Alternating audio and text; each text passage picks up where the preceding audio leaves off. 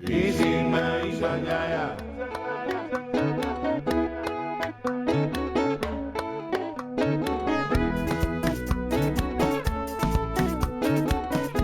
escuchamos hablar de diabetes, realmente los pelos se nos pueden poner de punta porque le tenemos tanto miedo a esta palabra. Y no solo porque ahora lo escuchamos con mucha frecuencia, no solamente en adultos, sino también en niños. Y yo me pregunto, ¿la diabetes tiene que ver algo con la mala alimentación? ¿Tiene que ver algo con el exceso de comida chatarra? Yo quiero invitarlos a ver conmigo un video que habla acerca de la evolución del consumo de azúcar, como también de estos malos hábitos alimenticios y cómo estos derivan en diabetes. ¿Me acompañan a verlo? Bueno, tenemos que entender de que el cuerpo humano necesita azúcar, porque el azúcar es energía. Pero es el azúcar que está contenida de manera natural en las frutas, en los carbohidratos, en la papa, en la yuca, en una manzana, en una pera.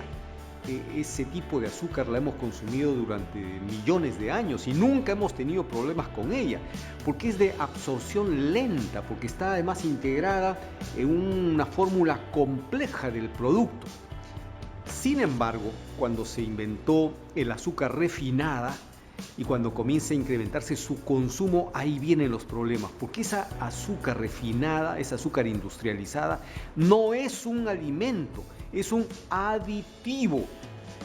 Además es un aditivo adictivo porque genera dependencia. Hay mucha gente que se vuelve viciosa del consumo, por ejemplo, de las gaseosas. Está con diabetes y está en el lecho de muerte pidiendo una marca de gaseosas. O sea, la Organización Mundial de la Salud señala que lo máximo tolerable, no recomendable, tolerable de azúcar son 50 gramos por día. Eso equivale, digamos, a unas 10 cucharitas de azúcar por día. Pero lo recomendable es no superar 25 gramos por día. 5 cucharitas al día. Se estima que hace 300 años el consumo per cápita anual de azúcar eran 2 kilos por persona por año. Hoy estamos superando los 70 kilos por persona por año. Por eso es que la diabetes, que antes era considerada una enfermedad de la nobleza, de los ricos, porque eran los únicos que podían acceder al consumo de azúcar porque era muy cara, hoy se ha vuelto en una enfermedad de todos los pobres. La obesidad empezó a aumentar fundamentalmente en los niños. Es a partir de los años 90 que la obesidad se ha incrementado mucho más por los malos hábitos de la alimentación, fundamentalmente el gran consumo de alimentos que tienen azúcar, fundamentalmente las azúcares refinadas, ¿no? O las harinas procesadas. Cuando la obesidad empieza a incrementarse, también se empieza a incrementar paralelamente los casos de diabetes. Pero estamos hablando de la diabetes relacionada a la obesidad, que la conocemos como diabetes tipo 2. Ahora, ¿cuál es la diferencia con la diabetes tipo 1? La diabetes tipo 1 es una enfermedad autoinmune, es la destrucción de las células beta del páncreas y ya no van a poder producir insulina. Estos niños dependen de la insulina. Ahora, la diabetes tipo 2 sí, porque la diabetes tipo 2 es una alteración de la producción de la insulina por la mayor ingesta de comidas de alto contenido calórico, fundamentalmente carbohidratos y de azúcares, ¿no? Si el adolescente llega obeso o es obeso en la adolescencia, prácticamente ya es el 80-90% de que va a ser un adulto obeso. Y eso le va a generar mayor riesgo de ser diabético a temprana edad. Realmente me quedo muy preocupada con lo que acabamos de ver en el video. Y tengo varias preguntas. ¿Y qué mejor que responder estas inquietudes con un invitado? Tenemos en el set a Edgardo Palma, él es licenciado en nutrición, a quien le damos la bienvenida. ¿Cómo estás, Edgardo? Muy bien, gracias Rocío por la invitación. Acá dispuestos a compartir todo esto sobre nutrición y diabetes. Edgardo, es preocupante ver cómo en esta evolución hemos pasado de consumir 3 kilos a 70 kilos. Es dramático, ¿verdad? Sí, y esto tiene que ver con la oferta que hay hacia el consumidor. O sea, hoy en día la mayoría de elementos son productos procesados que son altísimos en azúcar.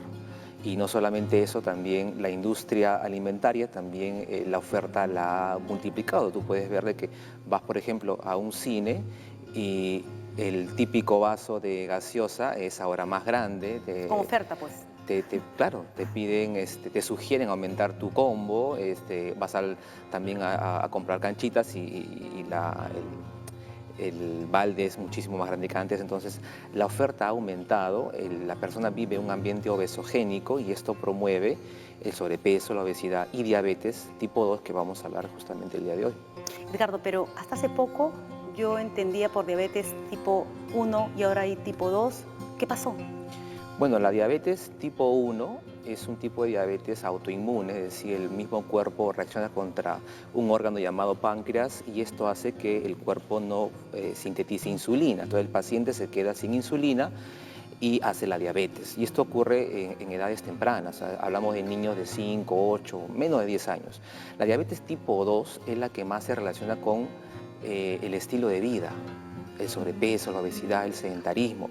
Y es lo que antes aparecía en adultos o adultos mayores. Pero hoy, ante esta oferta que hablábamos de mayor cantidad de azúcar que se ofrece al consumidor, la diabetes tipo 2, una enfermedad en el adulto mayor, ahora surge en edades más tempranas. Hablamos de adolescencia, incluso niñez.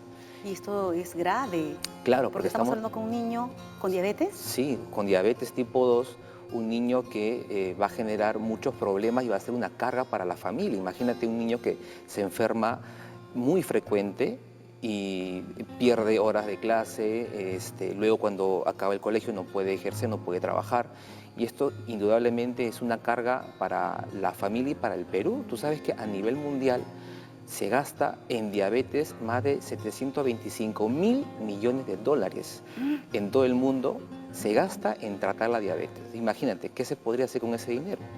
O sea, un niño que sufre diabetes es un niño que no va a tener, obviamente, una niñez normal, por decirlo de una manera. Va a ser un niño que se enferme de manera muy frecuente, cuando sea joven o adulto va a tener riesgo a tener una enfermedad cardiovascular, a que se le tenga problemas a nivel de retina, problemas renales, hacer hipertensión, otras enfermedades, ¿no? Y está hoy día tipificado de que la persona con diabetes vive lamentablemente menos que una persona que no tiene diabetes. ¿Cuál es el promedio de edad?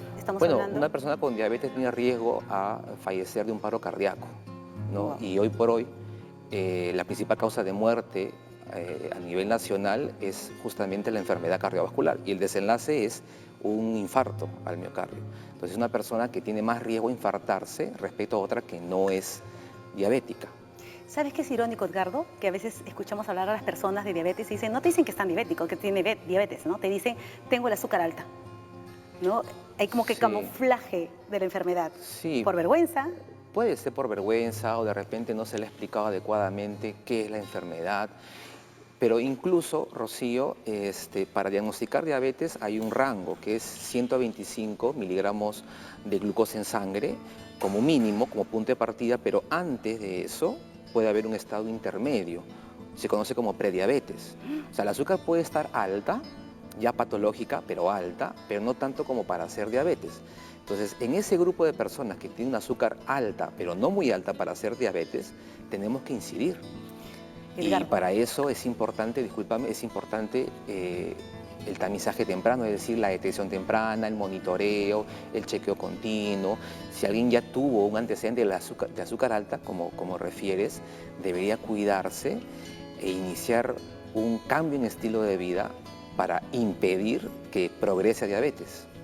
El tema está muy interesante, Edgardo, pero ¿qué te parece si vamos a un corte y regresamos con el tema? Genial.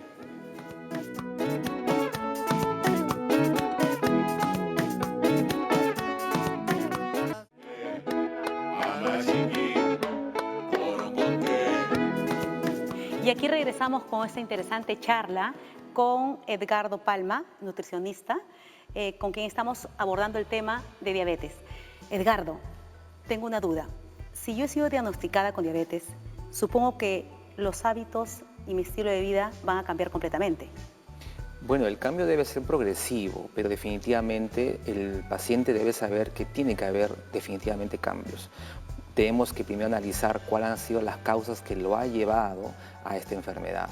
Y el cambio tiene que ser progresivo, tiene que ser paulatino, pero tenemos que trabajar con metas en el paciente con diabetes. Mensualmente podemos ponernos metas, por ejemplo, en el tema de alimentación, modificar costumbres modificar raciones. En el tema de actividad física, qué tanta actividad física el paciente puede hacer, cómo lo puede hacer y también otros cuidados que el paciente con diabetes también necesita. ¿Puedo hacer deporte? Normalmente mi vida puede ser, por decirlo, normal, de alguna manera en el tiempo, o nunca va a ser normal.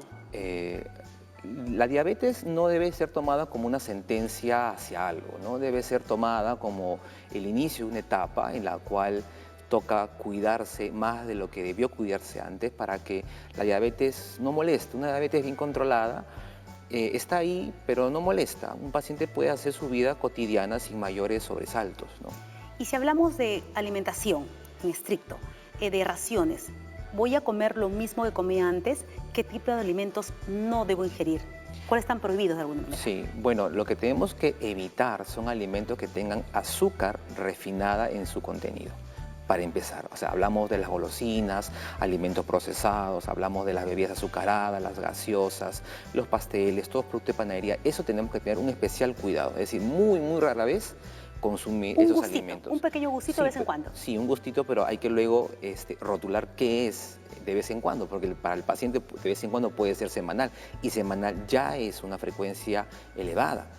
Tenemos que también saber, o hacerle saber al paciente de que puede haber alimentos muy buenos, como la quinoa, como el camote, como la kiwicha, pero si son consumidos en exceso, esos alimentos tienen carbohidratos, almidones que pueden elevar la glucosa en sangre. Entonces tenemos que educar al paciente en las raciones que él puede consumir de los alimentos que ya conoce. Cuánto de arroz, cuánto de papa, cuánto de camote, cuánto de menestras, cuánto de verduras, incluir y variar. O sea, la alimentación del paciente con diabetes no debería sacrificarse lo saludable, lo completo y lo variado. Qué interesante lo que comentas, porque justamente yo tenía como curiosidad el hecho de consumir camote. Y quiero invitarte a ver conmigo un video de Matías Sillonis, el chef, que nos va a preparar un camote guafleado. Es el término, guafleado. Sí. ¿Y lo vemos juntos? Ok. Hola, soy Matías Sillonis. Estamos en Movistro. Vamos a preparar un camote guafleado. Para preparar el camote guafleado necesitamos un camote. El que más me gusta a mí es el camote morado. Es un poquito más dulce por dentro. Nosotros lo cocinamos completamente cubierto en sal. Lo servimos con yogur griego, yogur espeso, con curry, canela, nuez moscada, arándanos, menta y la miel o mermelada de su preferencia. Nosotros en el restaurante, para preparar el camote guafleado, horneamos el camote completamente cubierto en sal. Eso hace que se evapore un poquito y concentre sabores, concentre azúcares. Y una vez cocido lo limpiamos y lo terminamos en la guaflera con un poquito de mantequilla. En casa se podría usar una sanguchera o una sartén bien caliente, bien plana para crear una costra, que es lo más rico. Y es básicamente eso.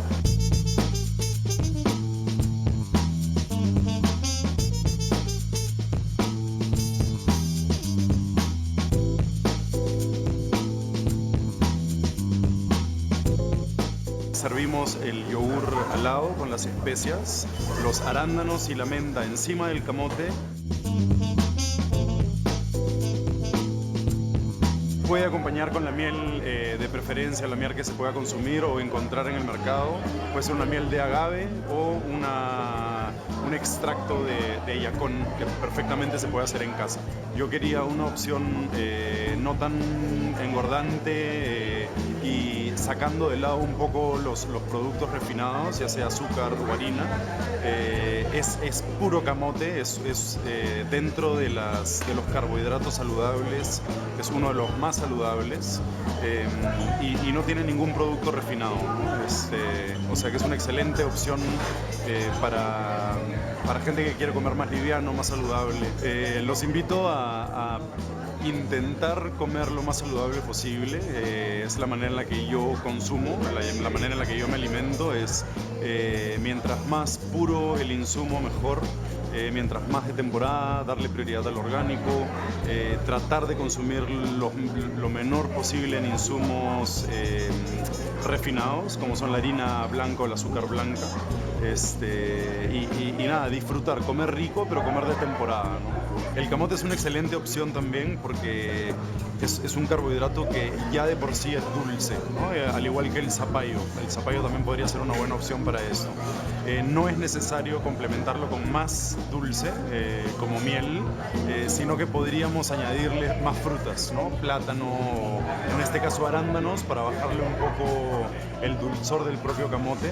Es bueno en este caso porque no necesita un azúcar añadido, para el que no lo quiera consumir. Ha quedado claro que el camote no es malo, entonces. No, los alimentos en general naturales, el camote es uno, no son malos. Para un paciente con diabetes, malo sería la cantidad que se le vaya a dar. Entonces, ya, para ponerlo en claro y para que las personas que nos están viendo puedan entender bien acerca de la forma de alimentarnos, hablemos de raciones. ¿Cómo debe ser la ración en una persona con diabetes en el desayuno, en el almuerzo y la cena? Dame un ejemplo. Ponemos el ejemplo de una persona, porque recuerda que el requerimiento es personal. Perfecto. O sea, no puede haber una recomendación en general porque estaríamos pecando de repente, algunos requieren menos, algunos requieren más. Pero imaginemos el caso de un adolescente de 12 años que acude al colegio y en el colegio hace algún tipo de actividad física, ¿no? Entonces, en desayuno debería ser variado, tiene que haber necesariamente carbohidratos. Ojo, el paciente con diabetes debe consumir... ¿Necesariamente carbohidratos en el desayuno? Consumir carbohidratos. Sí, es que no son malos. Lo malo es excederse. Lo malo es la forma. Y la forma también del carbohidrato. Puede tener avena, podría tener también un lácteo. Los lácteos, la leche tiene también sus propios azúcares. Si fuera leche debería ser más o menos un cuarto de una taza de leche descremada de preferencia y el resto puede ser agua y ya no se le agrega azúcar. Eso es en el desayuno. Desayuno, acompañado con un pan. Puede comer un pan si es que su requerimiento, luego de una evaluación, el paciente puede consumir pan, pues se le deja el pan acompañado de un elemento grasoso, como la palta o la aceituna, y añadiendo una proteína, como el huevo, que en este caso el huevo no tiene ningún efecto sobre la glucosa en la sangre del paciente. Entonces ahí tenemos un desayuno. Luego de la media mañana él puede consumir alguna fruta, respetando raciones también. Porque la fruta también tiene azúcar. Claro, tiene su propio azúcar y esta, si se consume en exceso, también podría elevar la glucosa en sangre de un paciente que ya tiene diabetes. Entonces podría ser la ración como medio plátano. ¿Media manzana? Una manzana más o menos de 120 gramos podría ser, una mandarina de ese mismo peso, o si uno quiere frutas picadas podría ser una taza al ras de frutas picadas, que entra papaya, puede entrar melón, puede entrar rodajas de plátano incluso, de forma variada. ¿Y la cena debe ser menos contundente que el almuerzo? El paciente con diabetes debe de cenar, hay que empezar por eso, porque muchos creen de que como tengo este desorden, mejor no ceno y así, no sé, bajo de peso, me va mejor. Y eso no es cierto. El paciente con diabetes, en general, todos deberíamos tener una alimentación a las horas. El paciente con diabetes puede cenar, sí, y evitando también los excesos a una hora temprana, no cenar muy tarde. Ok, y ya para irnos, Edgardo, mi última pregunta. ¿Puedo hacer deporte? ¿Puedo hacer, por ejemplo, trotar? ¿Puedo correr? ¿Puedo ir al gimnasio de manera normal? ¿O esto también va a cambiar? El paciente con diabetes debe hacer deporte, porque el deporte... ¿De manera obligatoria? Claro, porque la actividad física le da efectos que no le da la dieta, que no le da el fármaco. Entonces, necesariamente tiene que hacer actividad física, debe moverse, debe procurar fortalecer la masa muscular, porque de eso depende de que él también controle bien su glucosa en sangre. Y debería hacer entre ejercicio cardiovascular, que es el trotar, el caminar, el correr, y también ejercicio de fuerza. Evaluando también el caso, si de repente hablamos de un adulto mayor, habría que ver qué ejercicio le recomendamos al adulto mayor. Si es una persona más joven que puede cargar de repente alguna mancuerna, igual, personalizar la recomendación. Perfecto, Edgardo. Muchísimas gracias por estos aportes. Definitivamente has respondido a muchas inquietudes mías.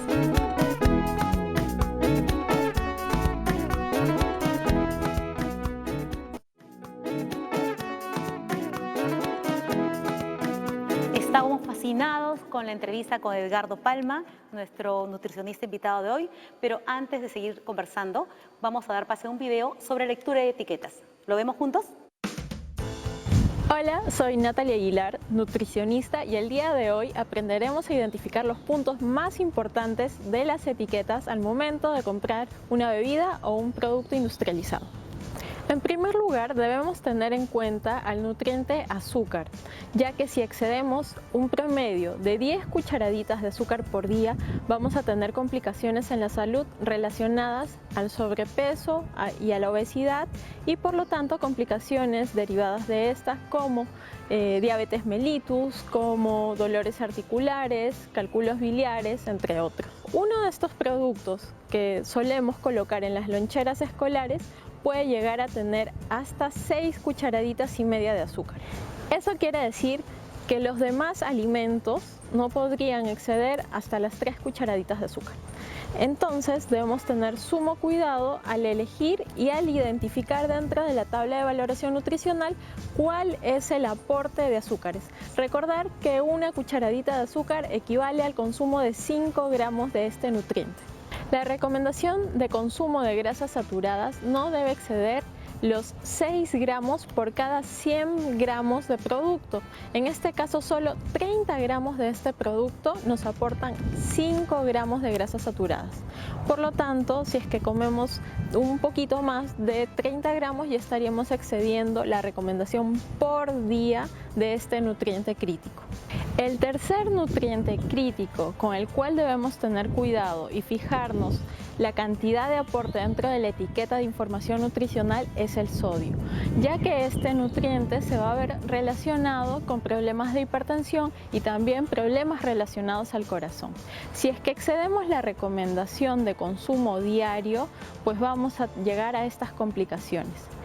Generalmente relacionamos el incremento de presión arterial con el consumo de bebidas y alimentos salados. Sin embargo, debemos fijarnos con el aporte de sodio que contienen las bebidas gasificadas, ya que estas utilizan este nutriente para alargar el tiempo de vida útil y por lo tanto también podrían tener este tipo de complicaciones. Si dentro de la recomendación diaria excede el 5%, debemos tener cuidado y evitar este tipo de alimentos o productos. Los invito a que puedan revisar detenidamente la etiqueta de información nutricional cada vez que ustedes vayan a comprar un alimento o bebida industrializada, teniendo sumo cuidado con el aporte de azúcar, de sodio y de grasa que contengan estos productos, ya que teniendo un bajo consumo de ellos vamos a poder mantener una buena salud. Esto parece irónico, porque realmente las personas, no todas, pero la mayoría, compra un producto y no revisa la etiqueta. ¿Qué deberíamos tener en consideración, Edgardo, cuando compremos un producto? ¿Qué es lo primero que deberíamos revisar en esa etiqueta? Bueno, el día de hoy, tal como nos presentan la etiqueta, tenemos que tener en cuenta varias cosas, pero para hacerlo muy corto, evitar, por ejemplo, aquellos productos procesados que tengan como ingredientes jarabe de maíz o si no fructosa, que son azúcares enmascarados que están en muchos productos. Camuflados. Sí, y lo que la ciencia ha demostrado es que estos elementos traen disturbios a la salud en personas diabéticas y no diabéticas. Edgardo, no quiero irme a este programa sin que tú me respondas esta pregunta que quedó como a medias. La ración para las personas con diabetes en el almuerzo y en la cena, por favor. Bueno, ¿qué podemos sugerir? Sí, en almuerzo ellos pueden comer arroz, solo que hay que medir la ración de arroz. Técnicamente se ha medido en unas 7 cucharadas de arroz cocido, como una ración más o menos estándar. Puede también ser menestras entre 8 a 10 cucharadas de cocido. O sea, acá tenemos que aprender a dosificar los alimentos que tienen carbohidratos para que el paciente con diabetes consuma, como te dije, puede consumir arroz, puede consumir papa, puede consumir menestras, puede consumir cereales en general, pero lo importante aquí es la ración. Entonces, si tenemos cuidado con eso, cuánto de arroz, cuánto de papa, cuánto de algún otro tubérculo, el paciente con diabetes se va a sentir pues que su alimentación no ha cambiado grandemente, lo que sí, él ahora respeta las raciones, que es lo más importante. Qué interesante, Edgardo. Realmente igual me quedo con muchas inquietudes, pero tengo la seguridad que volveremos a conversar. Muchas gracias por estar con nosotros y con ustedes nos vemos mañana.